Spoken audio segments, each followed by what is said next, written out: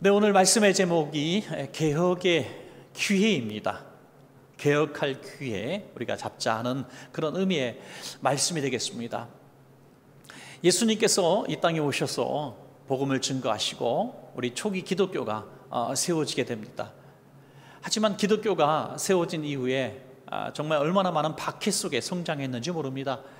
유대교인들이 바라볼 때는 이단자들이었고, 또 로마에서 바라볼 때는 반역자들이었죠. 그 이후에 정말 300년 동안 계속해서 기독교는 끔찍한 박해를 받았습니다. 그런 가운데서도 지하에서도 땅 파고 굴처럼 생활하면서도 그들은 믿음을 지켜냈습니다. 순교하면서 믿음을 지켜낸 것이죠.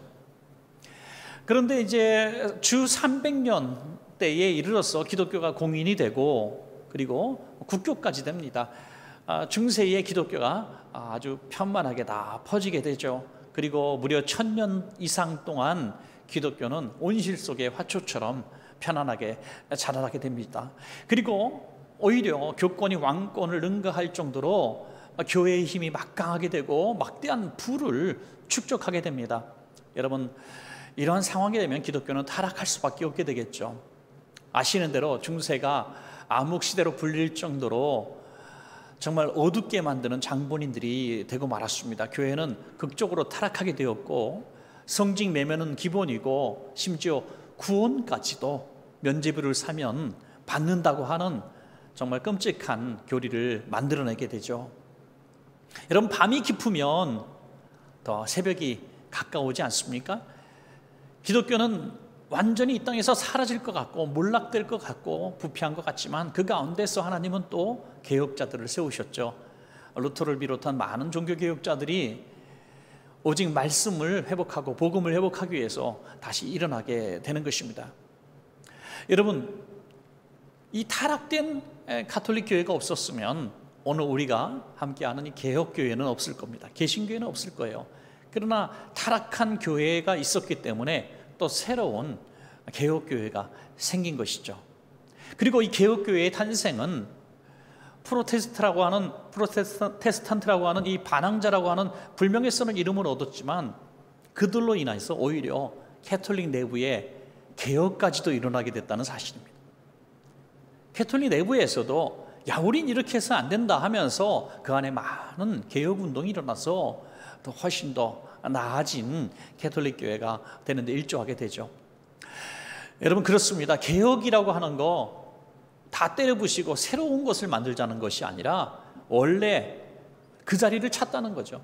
예수님이 이 땅에 만드신 기독교 본연의 모습, 초대교회의 모습으로 회복되자는 것이 개혁교회, 개신교회의 이제 시작입니다. 그래서 개혁이라고 하는 것은 리폼이라고 하죠. 리폼, 다시 만드는 겁니다. 회복의 운동입니다. 여러분, 지금은 코로나를 우리가 경험하고 있는 시대고요.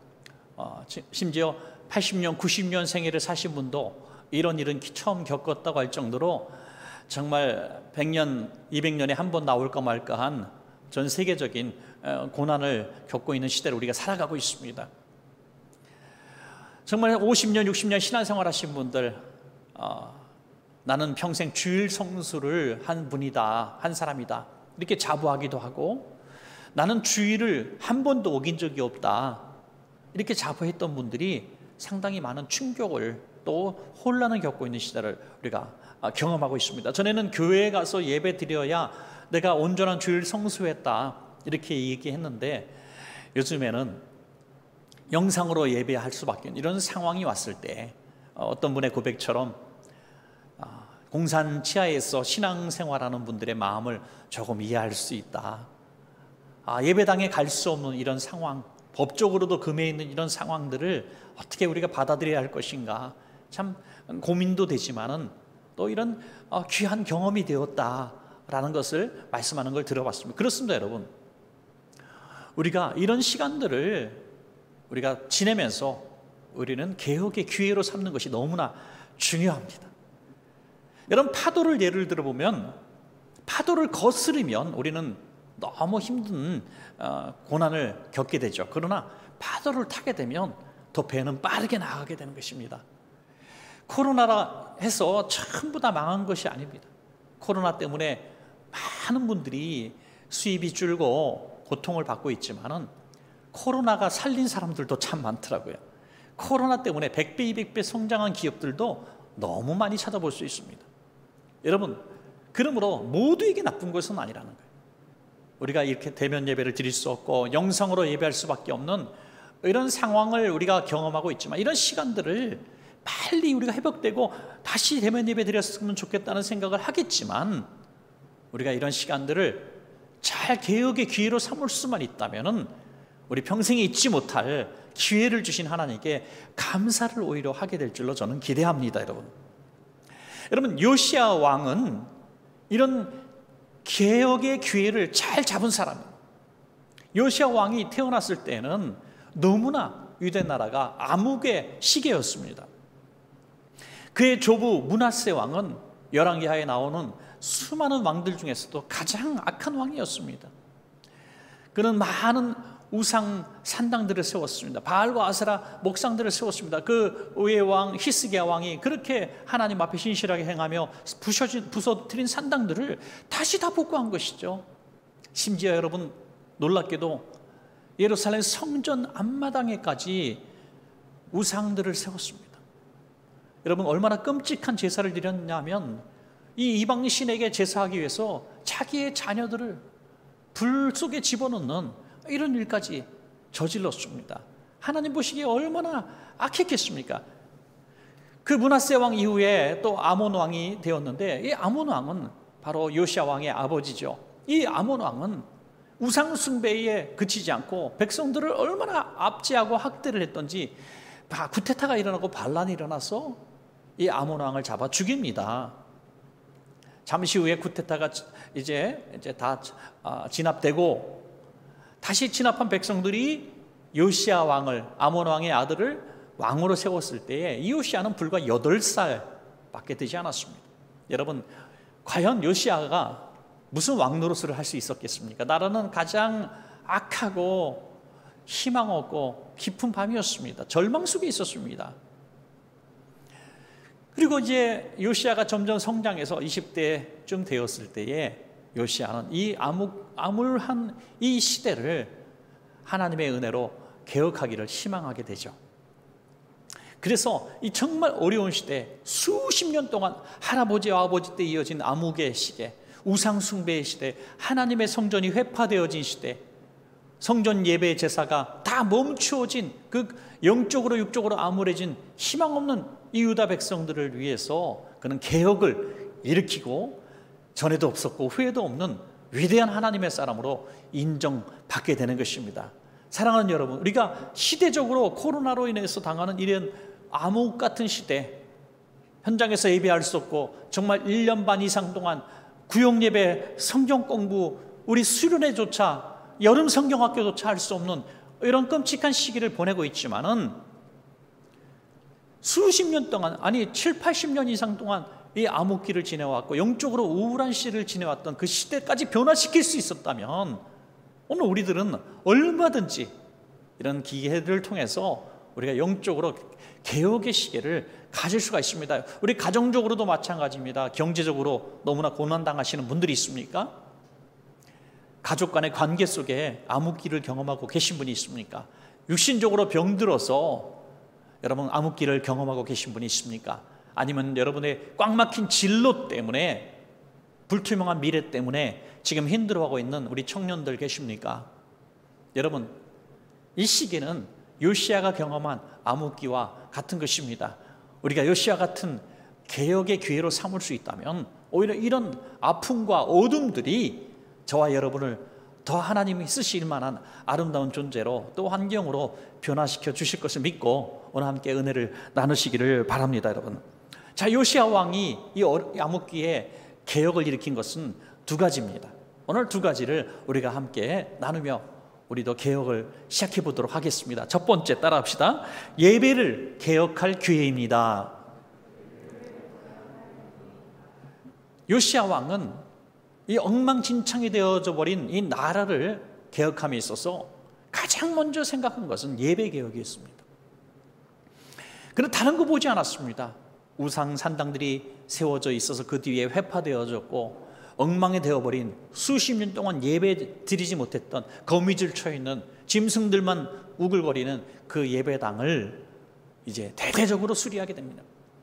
많은 사람들을 동원하고 많은 예산을 투입해서 아주 리모델링 정도가 아니라 새로 건축할 정도로 정말 이 성전을 손보게 되죠.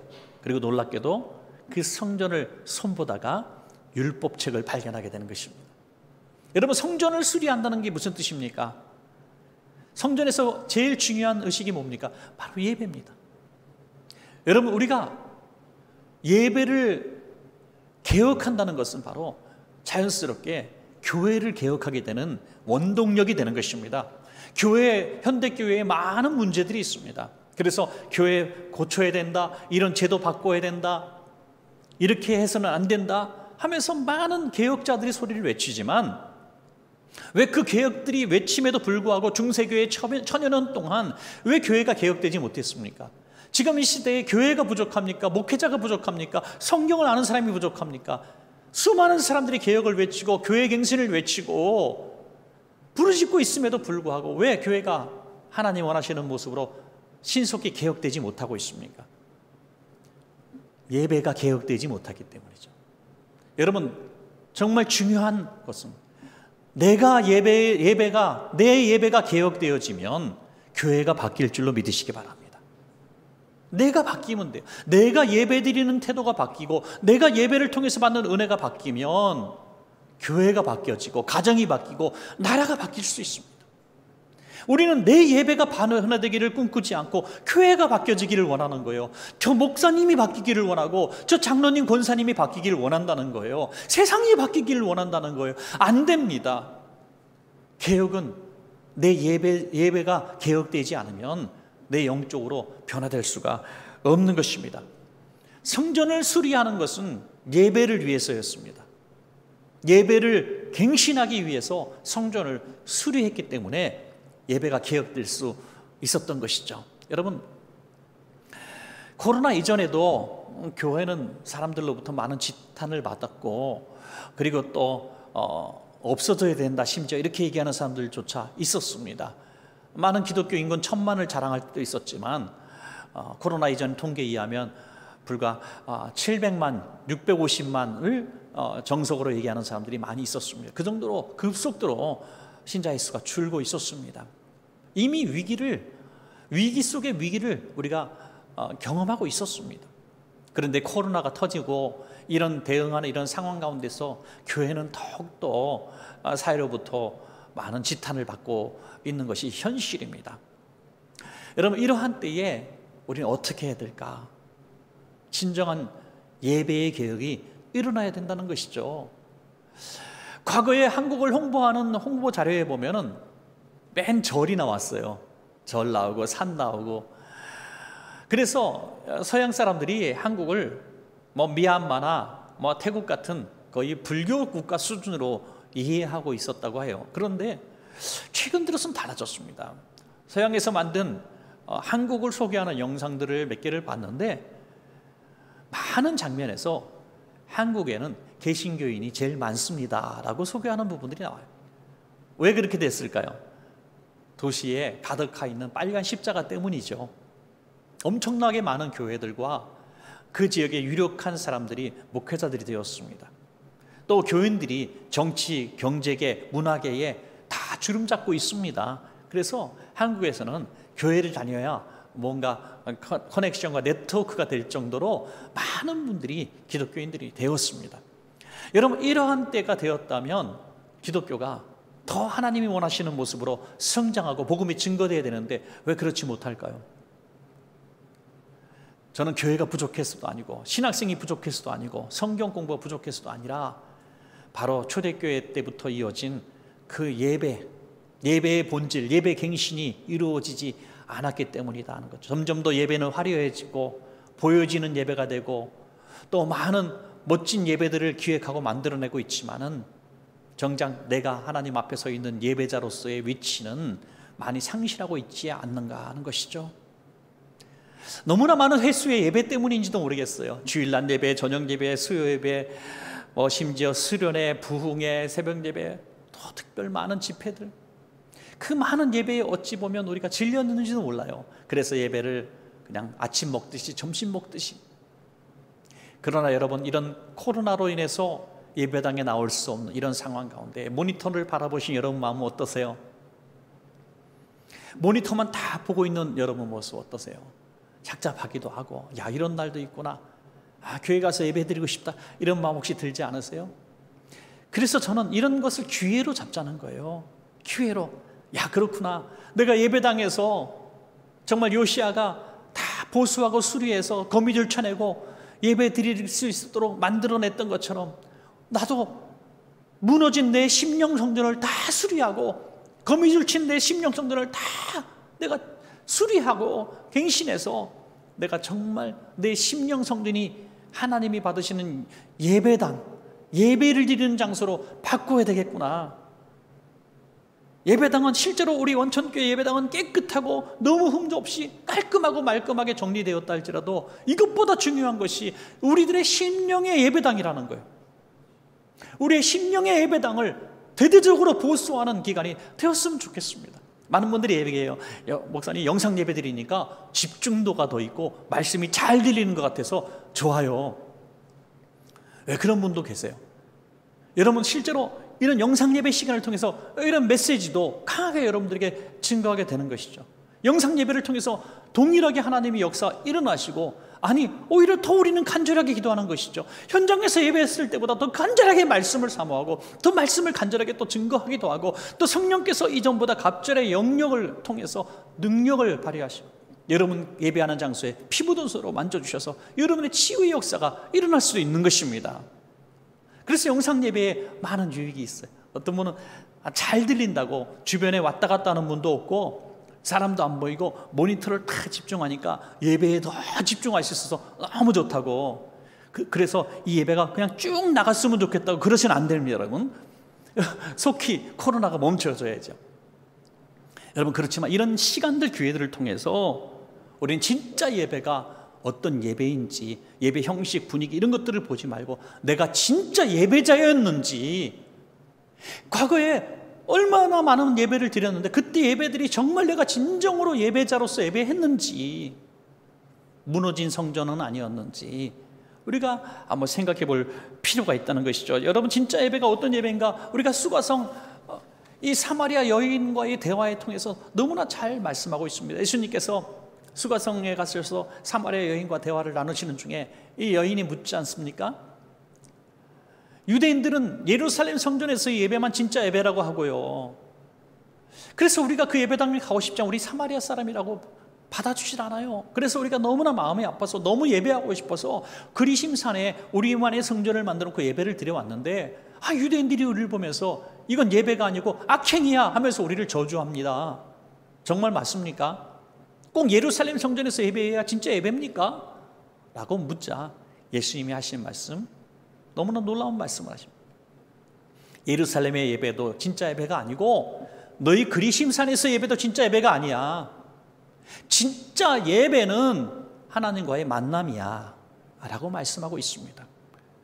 요한복음 4장 23절과 24절에 말씀하고 계십니다. 아버지께 참되게 예배하는 자들은 영과 진리로 예배할 때가 오나니 곧 이때라. 아버지께서는 자기에게 이렇게 예배하는 자들을 찾으시느니라. 하나님은 영이시니 예배하는 자가 영과 진리로 예배할지니라. 아멘. 사랑하는 여러분, 요시야 왕처럼 진정한 예배 갱신이 이런 시간들을 통해서 정말 이루어지기를 원해요. 예수님을 만나고 또 예수님의 그 음성 듣고 치유를 경험하고, 정말 오늘 예배 드렸다가 아니라 내가 오늘 예수님을 만났다. 이게 개혁입니다. 진짜 예배고 예배의 목적입니다. 저와 여러분 모두 이 어려운 시대에 영상으로 예배하는 이런 참 어려운 시기를 통해서 오히려 더 예배의 개혁이 이루어지는 여러분 되시기를 축복합니다. 자, 마지막 두 번째로 따라합시다. 말씀을 개혁할 기회입니다. 요시야 왕이 이 성전을 대대적으로 수리하다가 율법책을 발견합니다. 그리고 이제 서기관 율법학자 또 선지자인 이 사반이 율법책을 요시야 왕에서 앞에서 낭송을 하는데 그 말씀이 너무 은혜가 되는 거예요. 그래서 요시야 왕이 옷을 찢어버리면서 막 회개하고 통회자복하고, 주변에 있었던 모든 사람들이 같이 눈물을 흘리면서 통회하며 회개하고 이 나라가 변화되기 시작하는 것입니다. 여러분, 진정한 개혁은 이 말씀의 개혁도 이루어져야 된다는 것입니다. 여러분, 우리가 얼마나 많은 말씀을 들었어요. 그동안 들었던 말씀 다 생각해보면 너무나 많을 거예요. 신앙생활에 연조가 있으면 얼마나 많은 예배에 참석했고 얼마나 많은 말씀을 들었습니까? 그래서 요즘에 말씀을 증거할 때 한 7년 주기로 7년 이내에 했던 말씀 또 하지 마라, 이런 게 정설입니다. 왜? 성도들이 워낙에 기억력이 좋아서 저거 지난달에 했던 말씀인데 또 하셨다고. 여러분, 그런데 좀 여러분들이 잊어주면 참 고마울 텐데 그걸 기억을 하더라고요. 예화는요 10년 전까지도 기억해. 그래서 저번에 10년 전에 썼던 예화라고. 여러분, 그래서 참 말씀 전하는 사람도 점점 더 열심히 준비해야 되는 이런 상황인 것은 틀림없는 것 같아요. 그런데 여러분, 중요한 것은 그 말씀이 정말 내게 어떤 영향력을 끼쳤는가에 대해서는 깊이 고민하지 않는 것 같아요. 저 말씀 내가 아는 말씀이야, 이런 판단은 정확하게 할 수 있지만 그 말씀대로 내가 살았는가 하는 것이 너무 중요합니다. 여러분, 내가 교회를 가고 교회에 몸담고 내가 교회에서 많은 시간들을 보냈다 할지라도, 또 말씀을 들었다 할지라도 그 말씀이 내 삶에 영향력을 끼치지 못하면 요시야 왕 시대에 회파된 성전 안에 감추어지고 숨겨진 율법책과 다를 바가 무엇이 있습니까? 정말 안타깝고 불쌍한 것은 말씀을 들을 수 없는 교회 밖의 사람들이 아니라 교회 안에서 심지어 예배에 같이 참여했음에도 불구하고 말씀을 들을 수 없는 사람입니다. 제일 행복한 사람은요, 목사님 오늘 말씀이 꼭 나에게 주시는 말씀 같아요, 나한테만 주시는 말씀 같아요 하는 분이 정말 행복한 사람이에요. 저와 여러분 모두가 그런 고백이 있는 모든 말씀이 되었으면 좋겠습니다. 모든 말씀들이 나에게만 주시는 말씀처럼 여겨진다는 것. 무너진 성전에서 먼지 묻고 쌓여있고 감추어진 이 율법책과 알지만 내가 말씀대로 살지 않는 내 삶이 전혀 다를 바가 없는 것입니다. 여러분, 우리가 예배당을 잘 가꾸고 이런 음향시설을 열심히 신경 쓰고 편안한 좌석을 만들고 열심히 전도해서 예배당에 앉히고 하는 많은 이유가 뭡니까? 바로 하나님의 말씀을 듣게 하기 위함이에요. 여러분, 성전은 하나님의 아버지의 집입니다. 하나님 아버지의 집에서는 하나님 아버지의 말씀을 들어야 진정한 교회인 줄로 믿으시기 바랍니다. 교회 와서 하나님 아버지의 말씀을 들을 수 없고 세상 말만 듣고 간다면, 세상 지식과 경험과 이런 만남만 가지고 간다면 진정한 말씀을 들은 게 아니에요. 우리는 하나님의 아버지의 음성이 그리워 교회에 와야 해요. 하나님의 음성을 듣고 싶어서 성경을 읽어야 돼요. 하나님 아버지의 말씀대로 살고 싶어서 성경을 공부하고 열심히 또 읽고 또 읽어야 된다는 거예요. 어떤 분이 일찍 돌아가신 아버님이 너무 그리울 때마다, 그분의 음성이 듣고 싶을 때마다 묘지를 찾아간다고 해요. 이미 20, 30년 전에 아버지 돌아가셨지만 아버지 묘지 앞에 다 앉아 있습니다. 그러면 아버지가 얘야 잘 살았니? 힘들었지? 하면서 말씀을 시작하십니다. 그리고 자기가 어렸을 때 힘들었을 때 아버지가 야, 세상은 이렇게 사는 거야, 이럴 땐 저렇게 해야 돼 하고 하셨던 말씀들이 시대를 넘어서 지금 내게 주시는 음성으로 다시 재해석되어지고 들려진다는 거예요. 20년 전에 30년 전에 했던 아버지의 말씀이 정직하게 살아야 돼, 너 이렇게 살아야 돼, 너 가족과 이렇게 잘 지내야 돼, 너 세상에서 직장에서 사업할 때 이렇게 해야 돼 했던 그런 음성들이 잊혀졌고, 내가 잘한 것 같고 내가 잘난 것 같아서 내 방식대로 해왔던 많은 것들이 어그러지고 깨어졌을 때 그 아버지의 음성이 다시 들린다는 거예요. 여러분, 하나님의 말씀이 그런 거예요. 수천 년 전에 이 하나님의 말씀이, 아니 10년 전 20년 전에 들었던 그 말씀들이 오늘 내 삶에 주시는 음성으로 현장에서 들려지는 것처럼, 지금 이 순간에 들려지는 것처럼 들려지는 역사가 말씀의 개혁인 줄로 믿으시기 바랍니다. 이게 말씀의 개혁은 리폼이라 그랬어요. 다시 원래 자리로 찾아가는 것입니다. 여러분, 그래서 우리가 주일날 말씀을 들을 때마다 오늘 내게 주시는 말씀으로 듣는 거예요. 역사책 얘기를 듣는 게 아니고, 하나님의 말씀을 읽을 때마다 지금 내게 주시는 말씀으로 내가 받아들이는 거예요. 로마서 10장 17절에 뭐라고 말씀하십니까? 믿음은 들음에서 나며 들음은 그리스도의 말씀으로 말미암았느니라. 아멘. 여러분, 정말 중요한 것은 내가 듣고 쌓여진, 내가 외웠고 알고 있는 그 말씀이 어디에 있느냐 하는 거죠. 예배가 멈추어지고 회파된 성전에 감추어진 율법책처럼 내 안에 그냥 숨겨져 있는, 내 안에 사장되어 있는, 알고만 있는 말씀이 되어서는 안 되는, 그거를 사반이 읽고 요시야와 성도들이 가슴을 찢고 삶의 개혁까지 이루어졌던 것처럼 우리가 말씀의 개혁이 삶으로 이루어져 가야 된다는 것입니다. 여러분, 말씀이 삶을 통해 세상에 드러나고 내 삶으로 드러나게 될 때 결정적으로 중요한 변화가 일어나는데, 가장 먼저 일어나는 것은 회개의 역사인 것을 믿으시기 바랍니다. 항상 우리는 말씀 앞에 회개하는 마음을 가지고 들어야 해요.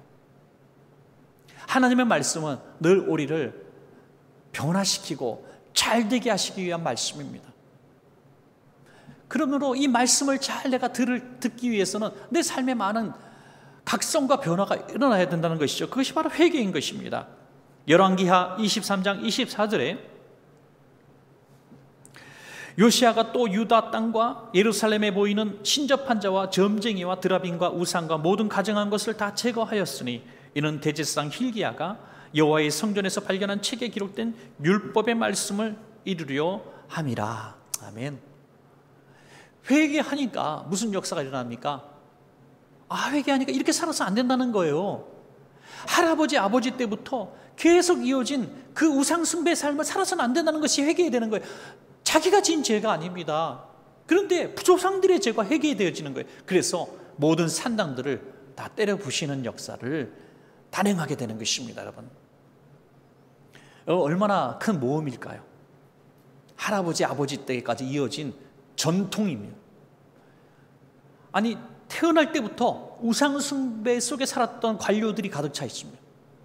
왕이시여, 안 됩니다. 아니 되옵니다. 이건 우리 민족의 역사고 전통이고 이렇게 살아야 하는 겁니다. 선조 때부터 이루어진 일입니다 라고 얼마나 말렸겠어요. 그러나 말씀의 개혁이 이루어진 요시야를 막을 자는 없었던 것입니다. 여러분, 우리 주일마다 말씀을 듣고 야, 내가 이렇게 살아야지 하고 세상에 나갔고 학교에 가고 직장에 갔는데 그것은 그곳의 생활 방식이 다른 거예요. 그렇구나. 교회는 교회고 세상은 세상이네. 적당히 타협하고 넘어간 세월이 얼마나 되었습니까? 말씀의 개혁이라는 것은 말씀을 듣고 알고 감동받고 은혜 받고 눈물 좀 흘렸다는 것이 아니라 그 말씀대로 그렇게 살 수 없는 세상에서 그렇게 살기를 노력하는 겁니다. 도전하는 거예요. 모험하는 거예요. 죽으면 죽으리라 하는 거예요. 말씀이 가라 하면 가고 말씀이 서라 하면 한번 서보는 거예요. 이게 말씀의 개혁이에요. 여러분, 우리가 말씀을 몰라서가 아닙니다. 말씀의 개혁이 이루어져야 된다는 거예요. 사랑하는 원천가족 여러분, 이번 한 주간, 이 고난의 시간을 보내는 이 시간에 우리가 정말 알고 배웠던 말씀대로 한번 살아보시기를 주의 이름으로 부탁합니다. 여러분, 이 말씀대로 살려고 산당들을 부시니 이제 유월절까지 지키게 되죠. 열왕기하 23장 21절에 이 언약책에 기록된 대로 너희 하나님 여호와를 위하여 유월절을 지키라. 여러분, 조금 전에 읽었던 말씀과 너무 유사한 동기가 이루어졌죠. 기록된 율법의 말씀을 이루기 위하여 산당을 부셨고 이 언약책에 기록된 대로 하기 위하여 유월절을 지켰다. 말씀이 개혁된 것입니다. 감추어지고 사장되었던 말씀이 드러나고 개혁되어지고 다시 제자리를 찾아온 것입니다. 유월절이 뭡니까? 이스라엘 백성들을 구원하시기 위해서 애굽에 내린 마지막 10번째 재앙 아닙니까? 그들에게는 모든 처음 난 것과 장자의 죽음, 슬픔의 날이었지만 이스라엘 백성에게는 구원의 날이었습니다. 어린 양의 피를 그 문인방 좌우설주에 발랐을 때에 그들은 구원을 받았죠. 그들이 오랫동안 행하지 않았던 유월절을 다시 시작하게 됩니다. 여러분, 유월절을 행하면서 그들은 유월절 할 때마다 뭘 느꼈겠어요? 두 가지를 느꼈을 거예요. 첫째는 예수 그리스도의 보혈의 은혜, 하나님의 희생의 은혜를 들었을 것입니다. 또 하나는 감사였고요. 야, 우리를 노예에서 구원하신 하나님의 은혜 우리가 잊고 살았구나. 감사해야지. 여러분, 지금도 동일한 역사가 말씀을 통해 이루어지는 것입니다. 여러분, 듣는 것이 너무나 중요합니다. 부정적인 얘기, 악한 말, 사단의 얘기를 들으면 우리는 망하게 돼요. 그러나 하나님의 말씀을 들으면 살리는 것이 영인이라고 했어요.